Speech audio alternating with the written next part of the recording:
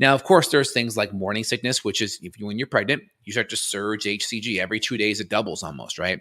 And so, or 50% increase in every 2 days. So it's a big increase in HCG, and that's part of what's surging up the progesterone, and that's made by that the placenta, right, and the corpus luteum, and so that's helping to increase the progesterone to help solidify that egg implantation in the uterine lining, and that HCG can definitely increase morning sickness. That's why you see the first trimester, you see morning sickness go, the highest in the first trimester because of that HCG. And so, I mean, things like poor bile function can also increase morning sickness. Not having enough good fat digestion can be a big thing. And then, usually you see things like antihistamines like Dramamine, or antihistamines can also help with that nausea too. We'll use ginger, right? We'll use herbs like that to really help as a natural antihistamine or anti-nausea.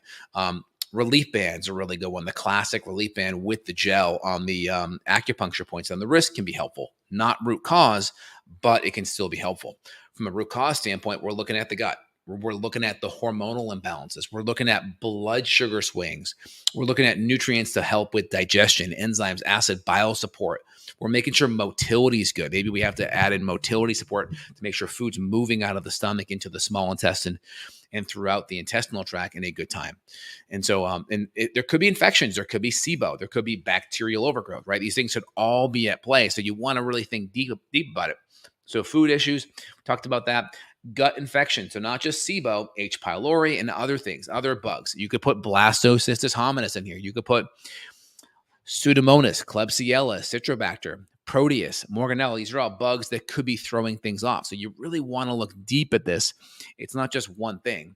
And when you go to your conventional medical doctor, I mean, yeah, they'll throw Dramamine, they'll throw an antihistamine, they'll throw an anti-nausea, but it's not really fixing the underlying cause. So as a functional medicine doc, I want to really focus on the underlying issue.